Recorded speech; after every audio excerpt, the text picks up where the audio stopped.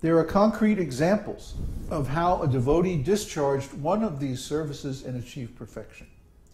King Parikshit achieved the desired goal of life simply by hearing Śrīmad-Bhāgavatam. Shukadev Goswami achieved the desired goal of life simply by reciting Śrīmad-Bhāgavatam. Prahlad Maharaj became successful in his devotional service by always remembering the Lord. Lakshmi, the goddess of fortune, was successful by engaging herself in massaging the lotus feet of the Lord. King Prithu became successful by worshipping in the temple. Akrura became successful by offering prayers. Hanuman became successful by rendering personal service to Lord Ramachandra. Arjuna became successful by being a friend of Krishna. And Bali Maharaj became successful simply by offering all of his possessions to Krishna. You know all these stories? I don't know. King Prithu and the temple? Oh, King Prithu. King Prithu, he was a Shaktavesh avatar of Krishna. His story is described in the Śrīmad-Bhāgavatam, I think in the 6th canto. Either the 4th or the 6th canto, I can't remember. Anyway, King Prithu introduced agriculture. It must have been around the end of Satya Yuga, beginning of Dvapara Yuga, because in Satya Yuga there's no agriculture. Fruits and other plants grow so luxuriantly all over the world that people are just hunter-gatherers. They just, find some nice fruits or find some nice roots and pick them and cook them and eat them. There's no need, for big cities and elaborate houses and stuff like that. The weather is so nice because everyone is completely pious. In Dvapara Yuga, then the population increases and there's a need for agriculture because people become 1/4 impious. So in that time, then the process of agriculture was introduced, plowing and so on like that. And Maharaj Prithu established probably the first temple. Because there was no real need for a temple. In Satya Yuga, everyone became perfect simply by meditation. So there's no real need for temple. In Dvapara Yuga, then, the temple was introduced and deity worship was introduced. And Maharaj Prithu's deity worship was so incredibly gorgeous and so opulent and so wonderful and so devotional and so pure. This is described in glowing terms in Śrīmad-Bhāgavatam, how he became perfect in that way. So he conquered not only Bharatvarsha, but he conquered several of the dvipas of the Bhumandala besides Bharatvarsha. He was very influential, very, very powerful. So anyway, that's Prithu Maharaj. So where was we? Okay. There are also examples of devotees who discharged all the different items together. In the 9th canto, 4th chapter, verses 18, 19, and 20 of Śrīmad-Bhāgavatam, there is a statement about Maharaj Ambarish, who followed every one of the devotional processes.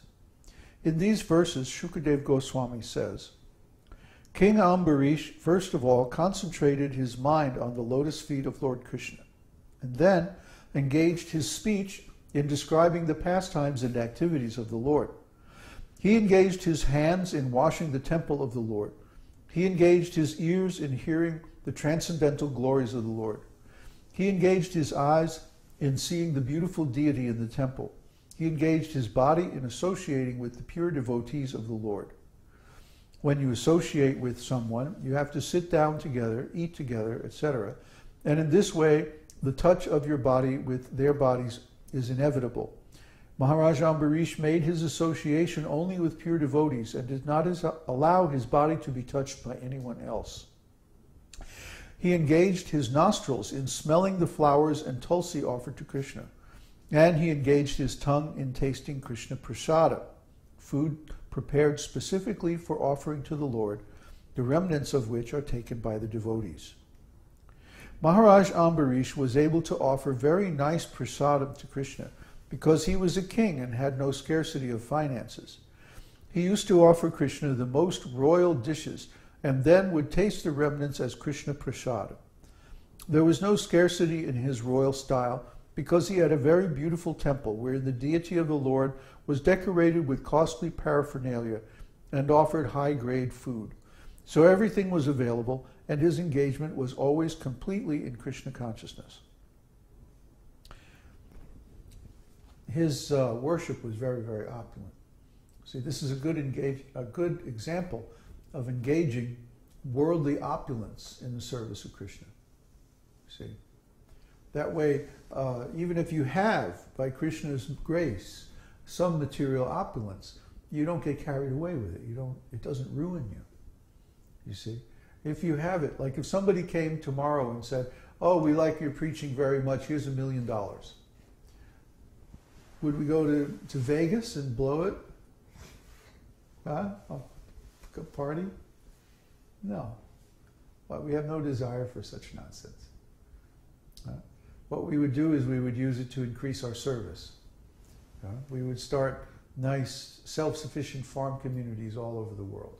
That's exactly what we would do with it. So try to understand.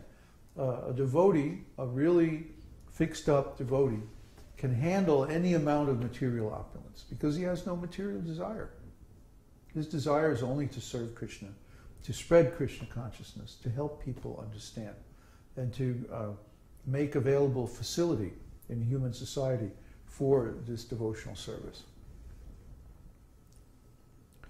The idea is that we should follow in the footsteps of great devotees.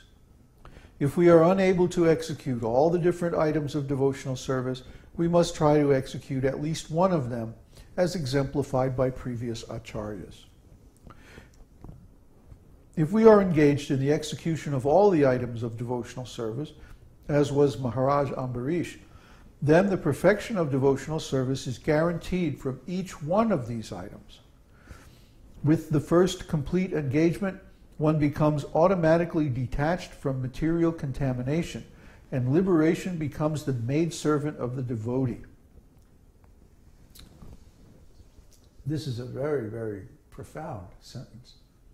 What does Prabhupada mean by the first complete engagement? This means when one becomes completely absorbed in executing devotional service and reaches the pure devotional service stage by that engagement. Like when I retired from business and I went to Hawaii and I just camped out in the woods and chanted day and night for 6 months. That's when I attained complete engagement, what Prabhupada calls complete engagement. Now he's saying that you can also do it through the other 8 means of devotional service, the other 8 processes. But of course in this age it's not so easy to do. Chanting is very easy, unconditional, you can do it anywhere. Simply find a quiet spot and sit down and chant. Very easy. No qualifications not necessary. You just chant. And the chanting itself will purify you. The holy name himself will purify you. This is the easiest way. Other processes of devotional service are not so easy. They require some qualifications, some special circumstances. So chanting is the best way, but any of the 9 processes will also work. This is confirmed by Bilvamangala Thakur. If one develops unalloyed devotion to the Lord, liberation will follow the devotee as his maidservant. Srila Rupa Goswami says that the regulative principles of devotional service are sometimes described by authorities as the path of serving the Lord in opulence. So let's look at these 2 ideas. First, Bilvamangala Thakur. You know the story? Bilvamangala Thakur was addicted to a prostitute named Chintamani. And one day Oh, it was the rainy season, and it was storming and raining. If you've ever been in India, the monsoon season, the rain just pours down out of the sky. And certainly in the olden days, it must have poured even harder than it does today. So Bilamangala went, he was determined to see Chintamani. He was so determined that even though it was raining and storming in the middle of the night, and dark and lightning flashing and freezing cold, he somehow he climbed over the wall. The doors were all barred and shut because it was such a nasty night. Nobody was going to come, so they barred the doors.